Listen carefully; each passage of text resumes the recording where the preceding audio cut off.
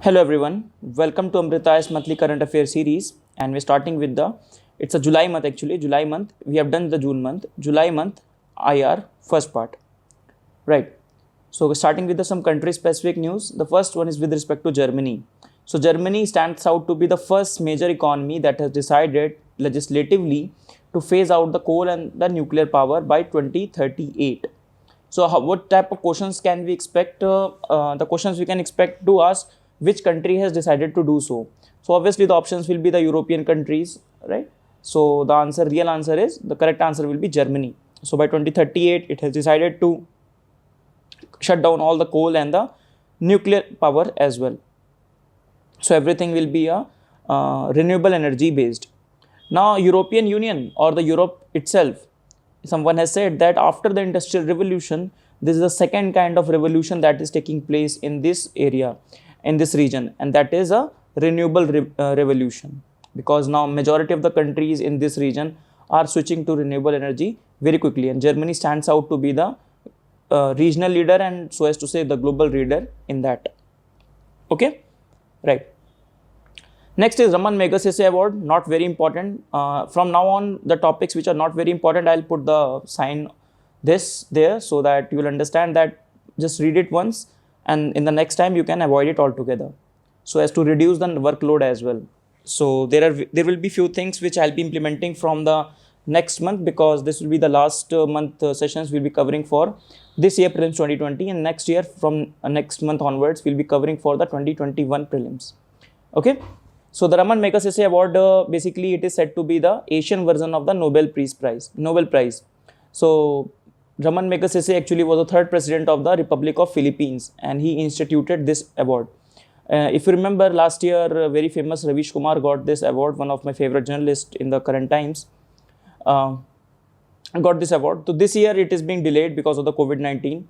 So before 2009, they have the 5 categories on which they used to give the award, but now they have decided to put one major list or one broader criteria, that is an emergent leadership, right? So that is there, that much we need to know. Actually, these type of questions are a GK based questions, and they are not much relevance in UPSC. They may be of much relevance in other exams, but not for UPSC.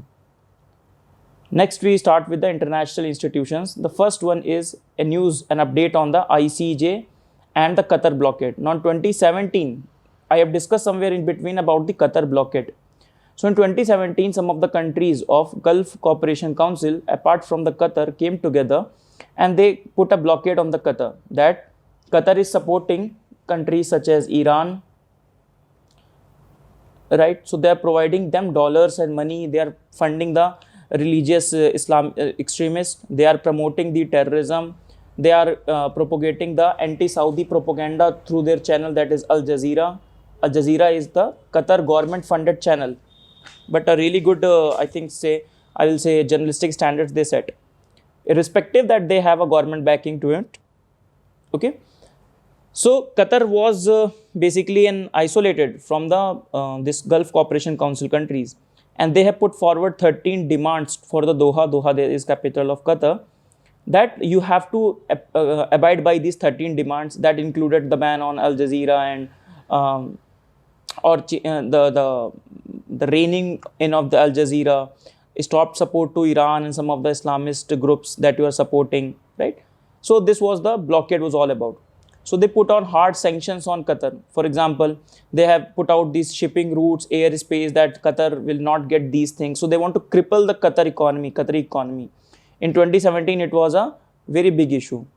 After that, we have read that GCC summit was again resumed, saying that these countries will again think about this blockade, because it was not hurting Qatar only, it was also hurting the other countries. Okay, and obviously the Qatar will deny, no, we have not done this. So what is the recent update? So basically in 2017, the Qatar has included closing of this land border, that only land border shares with the Saudi Arabia. Airspace, the Qatar flights cannot get into the airspace of these countries, so it has to take the larger route. When it has to take the larger route, obviously the flights will be costly, they have to cover a lot of distance, so that was an issue. So the Qatar has appealed it against the ICAO, that is International Civil Aviation Authority. They have said that these blockades are violating, just see, the Qatar has said that these blockades are violating the 1944 Convention on the Civil Aviation, okay, that gives the right of the free passage, that one country cannot do this blockade kind of a thing if they are party to it. But these country went to ICJ.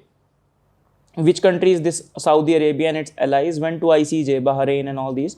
They said no, ICAO does not have any jurisdiction, because it went beyond the aviation matter. It is not only the aviation matters that we are facing problems with. Apart from that, we are having problems with the other issues. Okay. So after that, ICJ has said no, ICAO will have the authority to it. Okay. So ICAO will have the authority to it. You cannot say. Now next year ICAO will give judgment to it. Okay. When ICAO will give its judgment, and if it is in the favor of the Qatar, so it will be a setback for the Saudi and its allies. So I hope you got the idea, overall idea what is being happening. Okay. So not very important for us. Qatar location becomes important. ICJ becomes important. ICJ we have already discussed because of the Kulbhushan Yadav, that itself is very important. Other than that, ICAO also we have discussed, so not very important. Just to inform a lot students that from August onwards, I will not be referring any content that we have discussed previously. I will be reproducing that content in a more crystallized and better form, because our 2020 journey will end with this particular June and July month. Okay, so after June and July month, you can say that will be a very separate batch altogether. Okay, starting from the scratch. Next is SAGE, that is South Asian Group for Energy. So this is basically an organization being set up by the help of the USAID, United Agency for the International Development, and Ministry of New and Renewable Energy. So basically the partnership, that is South Asian Group for Energy. From the name itself, South Asian Group of Energy. So what it will do? It will work on some of the energy collaboration. And what type of energy collaboration we need in the current times? Obviously the clean energy collaborations. So it will provide the technical knowledge on the clean energy development from American national laboratories to Indian institutes. Obviously the US is having more experience, expertise, technicalities, IPR to discuss with or to share with the rest of the world. And this is with respect to India. So keep that in mind. As I told you earlier as well, these energy-centric initiatives or institutions becomes really important for us. Next is Global Carbon Project. First of all, remember, it is not a UN-based organization. It is not a UN-based organization. It's an international research project within the Future Earth Research Initiative.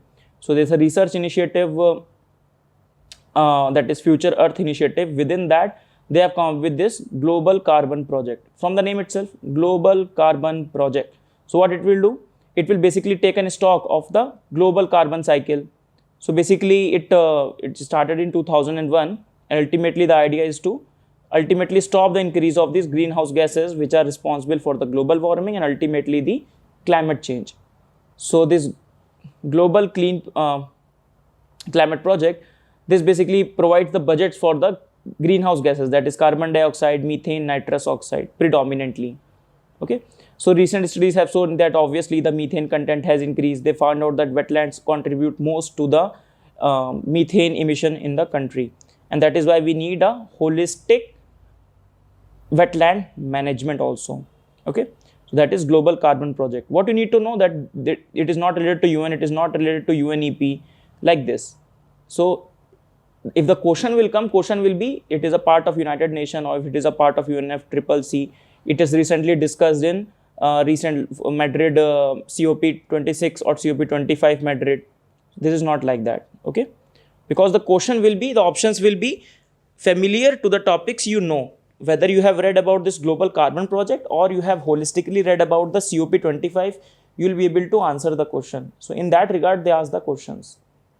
Now let us see some of the headquarters. Sometimes in some test series and some other, in fact in the exams, they can ask you about the famous organization that they remain in news. For example, Doctor Without Orders, they have already asked, right? So these type of questions, what it is, they can also ask you the headquarters of these organizations. So just to have an idea, Human Rights Watch, that is in New York. These two are the human rights thing. Human Rights Watch and Amnesty International is in London. Greenpeace, very controversial organization. It is in the Amsterdam. Especially in India, it is a very controversial organization, especially post 2014 government change. Then Doctors Without Border in Geneva. The more you can add in the map. So you see, remembering this in a map, it gives us more retainability, and that is the whole point of current affairs, to improve our retainability.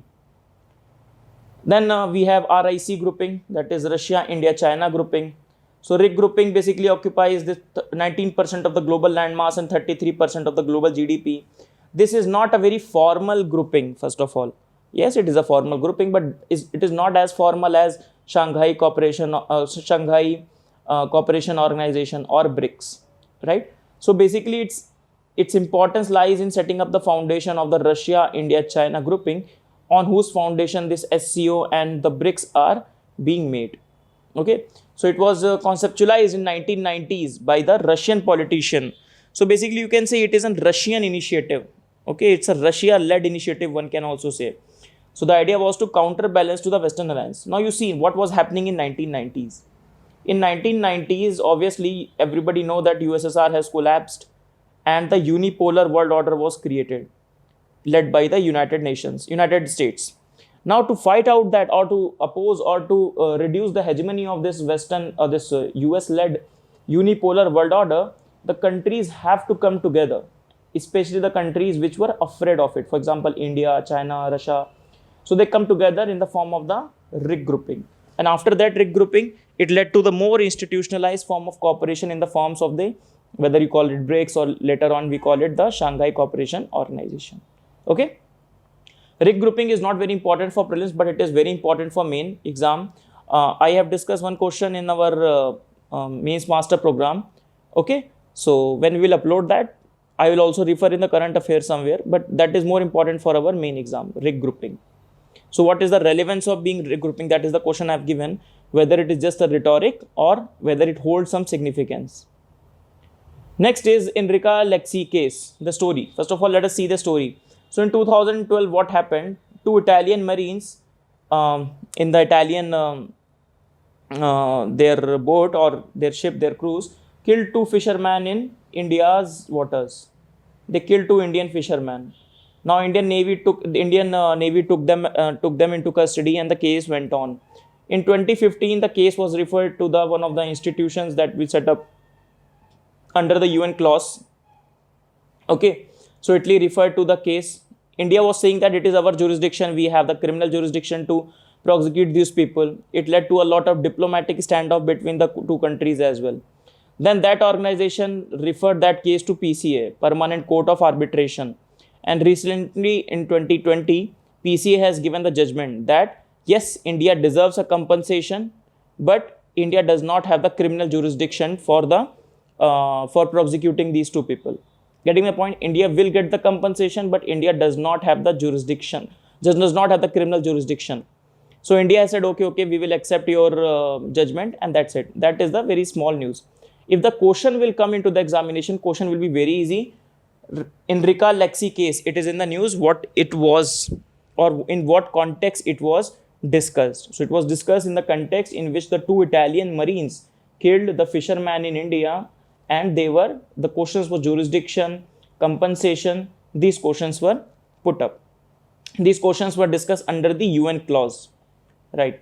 So let us see. So Enrica Lexi case, shooting of the two fishermen on the western coast 2018. In 2015, Italy has filed a case against India, because obviously Indian Navy has detained these people.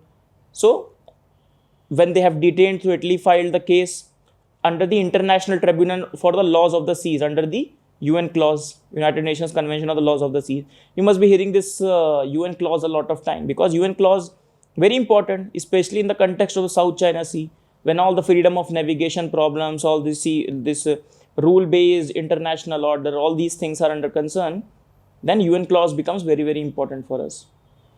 So under UN clause, Italy has filed the case against this India in the International Tribunal for the Laws of the Seas.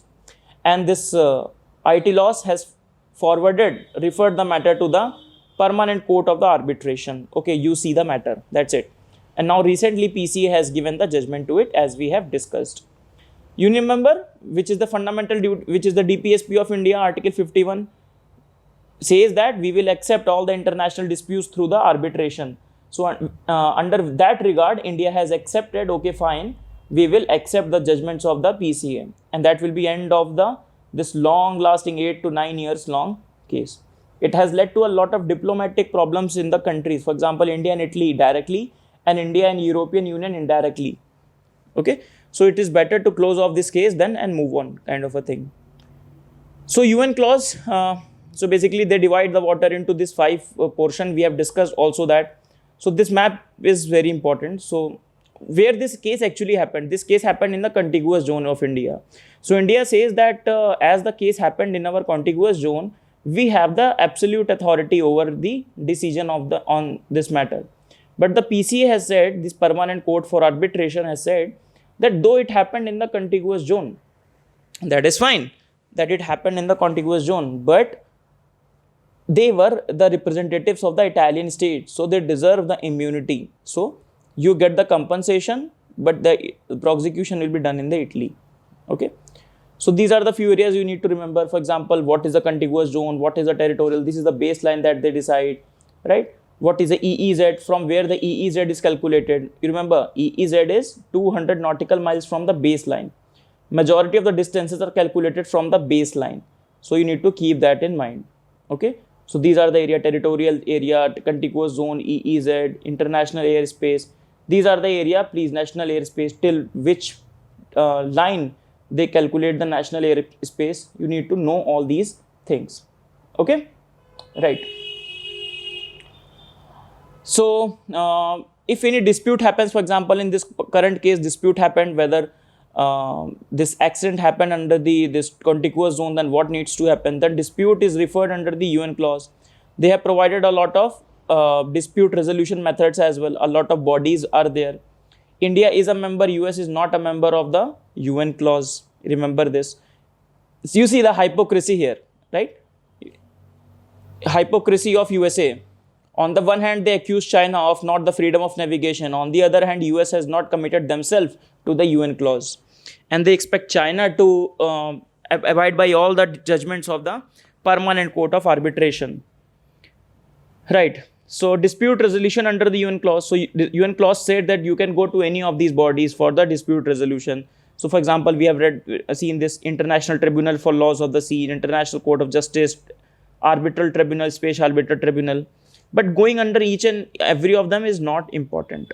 That discussing each and every of them, okay, how many members are there, where it is, what is their work, not important at all. That will be too much hair splitting, and that much is not required for our exams. Yes, this one is important. Why? Because the PCA also gave in 2016 judgment against the China's occupation of this 9-dash line. PCA and China decided not to follow the judgment of the PCA, Permanent Court of Arbitration. And recently in this Italian marine case also, the judgment has been given by the PCA, Permanent Court of Arbitration. And India has accepted that. And it also goes to show that India's respect for the international institutions, isn't it? So it was established in 1899 under the Convention for the Pacific Settlement of the International Disputes. So way back a convention was held, then they've decided, okay, let's go ahead and create this body. This body will also be placed in The Hague. So in The Hague, we have a lot of body, whether it be ICJ is also there, ICC is also there, right? International Criminal Court, International Court of Justice, and now this Permanent Court of Arbitration is also there. It provides a forum for the resolution of the international disputes through arbitration and other peaceful means. It provides the services of the arbitral tribunal to resolve the dispute among the member and all these things. But however, in PCA, party can themselves select the arbitrators. Okay, so that will be kind of an adjudicating authorities. So organization, remember, is not a United Nations agency, but has an observer status in the UNGA. This is the most important sentence of this, or the component of this PCA. So they have no power of enforcement. For example, PCA judgment not followed by China. You can remember that as example. India does not have any obligation, or if they do not follow, nothing will happen to them, because they don't have any power for the enforcement of their verdict, and India is party to it. So that's the end of the session, everyone. Let us see our 5 questions. First question is, which of the following country has partnered with India for Pace Setter Fund program? Let us wait. Please, Midun is telling us the answers. Please tell me how many answers you are getting. He's getting everything right. So it seems that he is very well prepared. Right. So which countries partnered with India for the Pace Setters Fund program? These questions are very straightforward, but these are very high probable in the exams also. If you know this, you'll get the marks. If you don't know this, you will lose out the marks. So the answer is India and USA. So India US Science and Technology Forum has decided to set up this Pace Setter Fund. You see, early grants funding for accelerating the commercialization of innovative off-grid energy products. So basically, one of the problems in the clean energy we face that if we have any off-grid project, off-grid means this is, let's assume this is the main grid. Electricity main grid is there. So, and let's say very far off place is there where solar obviously available everywhere or a wind farm is there. So how to connect this or how to commercialize this a lot, these renewable energy. And this is being one of the challenges because it creates a lot of cost to create this bridge basically. Okay. So this is the Pace Setter Fund is all about. So the mission of this Pace Setter Fund is to accelerate the commercialization of the innovative off-grid clean energy access solution, providing early stage grants funding. Okay. So purpose is to improve the viability of the off-grid renewable energy businesses. Okay. So improve their viability, improve their profitability so as to incentivize more people to adopt to this off-grid renewable energy projects. So answer is C, USA. Next question is, consider the following statement with reference to SASEC. This one we have discussed in the June month, so you can answer it. First option is main aim to promote regional cooperation on environment protection and wildlife conservation. It is a 7-member organization comprising of India, Bangladesh, Bhutan, Maldives, Nepal, Sri Lanka and Myanmar. So we have discussed this. Now from the name itself, South Asian Sub-Regional Economic Cooperation. When it is an economic cooperation, the probability is very low that this will be also having a cooperation on the environment and the wildlife. So first option is bound to get wrong. Second option, we have read this countries, 7 countries that are there, right? So what will be the answer? So it's a project-based partnership, right? And the idea is to boost the intra-regional trade and all these cooperations on this level. Okay, right. So the answer will be 2 only. It is not the first option, that is environmental protection wildlife. Only the second option is right. Remember always SASEC versus the SAARC. You will always remember this country only and only by the comparison, or it becomes easy to prepare it by comparing both the points. Okay. So it becomes relatively easy and always prepare like that only. Okay. Right. Next is, which of the following countries India does not have a military logistics support agreement? Which of the countries India does not have a military logistics support agreement? So which is the country? In the news, we'll have Australia, France, USA. We all know LAMOA. So US, France, South Korea, Singapore, Australia. India is not thinking to link military logistics pact with Japan. So this will not come. Japan will not come because if it comes, put the right sign to it. Okay. So which country India does not have the logistics support agreement? That is Germany for now. Right. Okay. Next is consider the following statement regarding the family farming recently in news. It relies predominantly on the family labor. Year 2019 to 2028 has been declared as the United Nations decade of the family farming. Which of the statements are right? It's a current affair of the May 2019, but some of the places I've seen these type of questions, so that is why I thought I'll cover it, because there are so many decades in news, right? This decade, that decade. So I thought let us cover it in the question answer format. So the answer is both the options are right. It relies predominantly on the family labor. Yes, family farming obviously relies on the family labor. And this year 2019 to 2028 has been declared as the United Nations decade of the family farming. You can expect this question in your main exam as well. 10 marker question in whether in GS1 or whether in GS3. You can expect one question that what is the significance of the family farming, how SDGs are supporting this family farming, are supporting these SDGs. So a very good PDF is there. We'll discuss in the main exam if we find the time. Okay. So family farming supports SDGs, and 2019 to 2028 has been declared as the United Nations Decade of the Family Farming. The last question is, recently United Nations General Assembly UNGA has asked the UK to return an island in the Indian Ocean to the Mauritius. Which of the following island in the UNGA is talking about?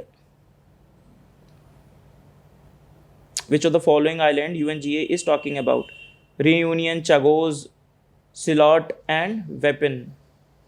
Please see the location of the islands which I have not covered. Reunion and Chagos, so we have seen these two locations we have not covered. Okay, so you can see these locations in your Google once. It hardly take 5 minutes. Okay, so the answer we have discussed actually. Chagos Island, it was in the news. So finally the decolonization of Chagos Island was in news that this UK finally has to give this to the Maldives. Okay, sorry, the Mauritius. So they have to give it to the Mauritius Chagos Island, right? And India has also favored the UNGA resolution demanding UK to withdraw from the Chagos Island. That's it, right? So it will lead to the Mauritius complete decolonization process. Still the process of decolonization is in news, right? So that's the end of the session, I believe. Yes, so let us quickly see what we have done today. We started with the discussion on the Germany. Germany is the country, major economy that will phase out all the coal as well as the nuclear energy and will depend upon the renewable energy. Then we have read about Raman Magsaysay Award, not very important. Then Qatar blockade and what is the sequence they are following. So first, Qatar, basically Qatar blockade was kept by these country, apart from Qatar, other GCC countries. Then Qatar basically filed a complaint against this order in the ICAO. They said that ICAO does not have the jurisdiction because it is not about the air travel only. But the ICJ has said no, ICAO has the jurisdiction, and that's it. So next year ICAO will give the judgment, so it will remain in the news somehow. Then we discuss SAGE, an important one, right? South Asian Group for Energy. So it is a collaboration of USAID and MNRE. So the idea is to basically share this technical knowledge from USA's national laboratories to India's technical expertise. Then Global Carbon Project we have seen. Then some of the headquarters of the NGOs we have seen. More we will add, right? And this type of maps and these type of ready to remember material one should have. Then the rig grouping. Then we discuss the story of the Enrica Lexi case. That is important as well. So in that, what is important? First of all, the case name itself. Secondly, UN clause becomes relatively more important. These 5 zones becomes important that we have discussed, right? These 5 zones that we have discussed. So that becomes important. And finally, the PCA is also very important. Permanent Court of Arbitration. In that, we have discussed a few lines. So you can remember that. And then we discussed the question that is Pace Setter Fund. Then SASEC, South Asian Sub-Regional Economic Cooperation. Then we read about this military logistic agreement India has with many countries, South Korea, Australia, France, USA. Now we are thinking to build it up with Japan as well. And then with respect to family farming, and finally the Chagos Island, right? So with this we finish our July month's first IR1 session, right? The next session will be IR2, and then we will go for the defense. Okay. So keep preparing everyone. I know it's a relatively late, but just prepare all the August month MCQs are also being uploaded on our website, on our YouTube channel. You can also see that those PDFs, those videos. That's not an issue, and we will finish it.